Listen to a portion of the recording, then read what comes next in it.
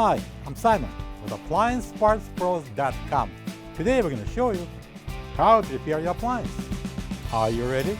Remember, anytime you work on your appliance, make sure it's unplugged or the circuit breakers are off so there's no chance of electrocution.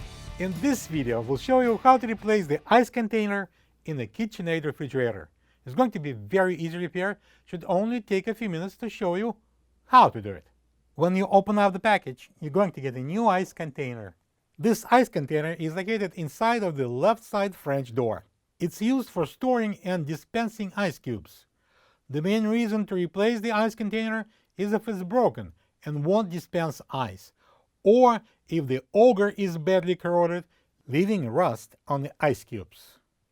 To get to the part, we need to open the left side French door. Next, we need to open this ice door. This is a latch here. I'm going to push it up and we can open the door.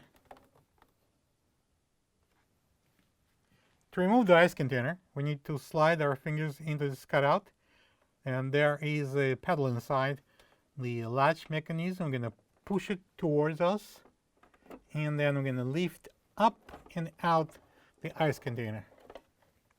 This is the old ice container next to the new one. If you don't have this part, you can get it from AppliancePartsPros.com. All right, I'm going to install the new ice container. I'm going to bring it in, slide it in, and I'm going to put it down. And if it's not locking in, we need to turn the auger slightly, slowly, and allow it to latch. Here's the point. It locked. Now I'm going to close the ice door, lock it, and now we can close the left side door. Plug the fridge back in and make sure it's cooling.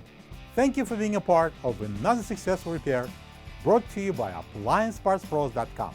For any of your future appliance repair projects, please check out our other videos available on our site, on Facebook, on YouTube, and on Instagram.